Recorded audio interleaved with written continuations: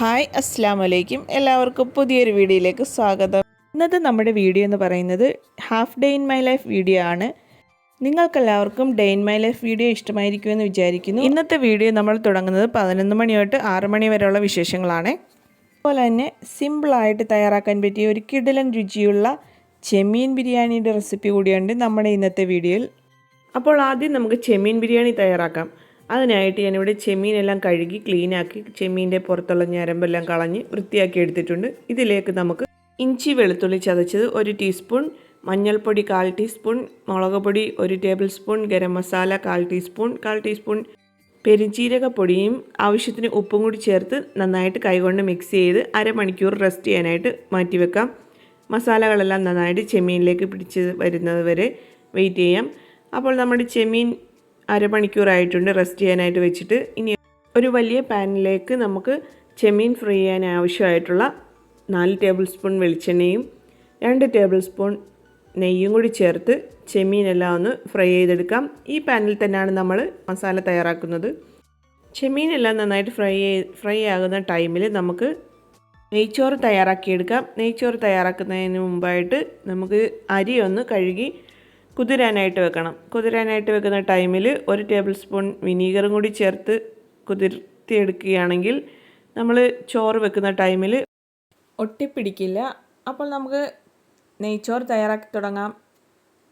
ബിരിയാണി പോട്ടിലേക്ക് ഞാൻ ബിരിയാണി പോട്ട് ചൂടാക്കാനായിട്ട് വെച്ചിട്ടുണ്ട്. അതൊന്ന് ചൂടായി വന്നതിന് ശേഷം നമുക്കതിലേക്ക് മസാലകൾ ചേർത്ത് കൊടുക്കാം. മസാല ഒന്ന് ചൂടായി വന്നതിന് ശേഷം നമുക്കിതിലേക്ക് ഫ്രൈ ചെയ്ത് വെച്ചിട്ടുള്ള കുറച്ച് സവോള ചേർത്ത് കൊടുക്കാം. കഴുകി സോക്ക് ചെയ്ത് വെച്ചിട്ടുള്ള ജീരകശാല റൈസാണ് ഞാൻ എടുത്തിട്ടുള്ളത്. 1 ഗ്ലാസ് അരിക്ക് 2 ഗ്ലാസ് വെള്ളം എന്നുള്ള കണക്കിലാണ് നമ്മൾ നെയ്ച്ചോറ് തയ്യാറാക്കുന്നത്. ഇനി നമുക്ക് സോക്ക് ചെയ്ത് വെച്ചിട്ടുള്ള അരി ഇട്ട് കൊടുക്കാം. അരി ഇട്ടൊന്ന് വറുത്തതിന് ശേഷം നമുക്കതിലേക്ക് പാകത്തിന് വെള്ളവും കറിവേപ്പിലയും ഒക്കെ ഇട്ട് നമുക്ക് അടച്ച് വെച്ച് കുക്ക് ചെയ്തെടുക്കാം. അപ്പോഴേക്കും നമ്മുടെ ചെമ്മീനെല്ലാം ഫ്രൈ ആയി വന്നിട്ടുണ്ട്. ഇനി നമുക്ക് ആ എണ്ണയിൽ തന്നെ നമുക്ക് 2 സവോളയും കുറച്ച് ചുവന്നുള്ളിയും ചതച്ചെടുത്തിട്ടുണ്ട്, അത് ചേർത്ത് കൊടുക്കാം. അത് ചേർത്ത് നന്നായിട്ടൊന്ന് വഴറ്റി നന്നായിട്ടൊന്ന് വാടി വരുന്നവരെ നമുക്ക് വഴറ്റി കൊടുക്കാം. നമ്മുടെ ചെറിയ ഉള്ളി സവോളയൊക്കെ നന്നായിട്ട് വാടി വന്നിട്ടുണ്ട്. ഇനി നമുക്കിതിലേക്ക് ചതച്ച് വെച്ചിട്ടുള്ള ഇഞ്ചി വെളുത്തുള്ളി പച്ചമുളക് ചേർത്ത് കൊടുക്കാം.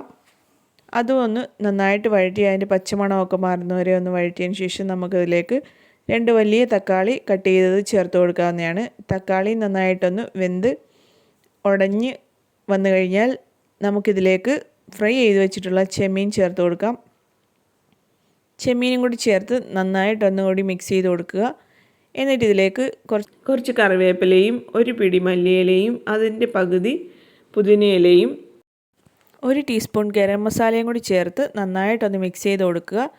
എന്നിട്ട് ലോ ഫ്ലെയിമിൽ 2-3 മിനിറ്റ് ഒന്ന് അടച്ച് വെച്ച് ഒന്നുകൂടി കുക്ക് ചെയ്യാം. അതിനുശേഷം നമ്മൾ ഫ്ലെയിം ഓഫ് ചെയ്യുക. നമ്മുടെ മസാലയെല്ലാം റെഡി ആയിട്ടുണ്ട്. ഒരു വെള്ളിയാഴ്ച ദിവസം എടുത്ത വീഡിയോ ആണ് ഞാൻ.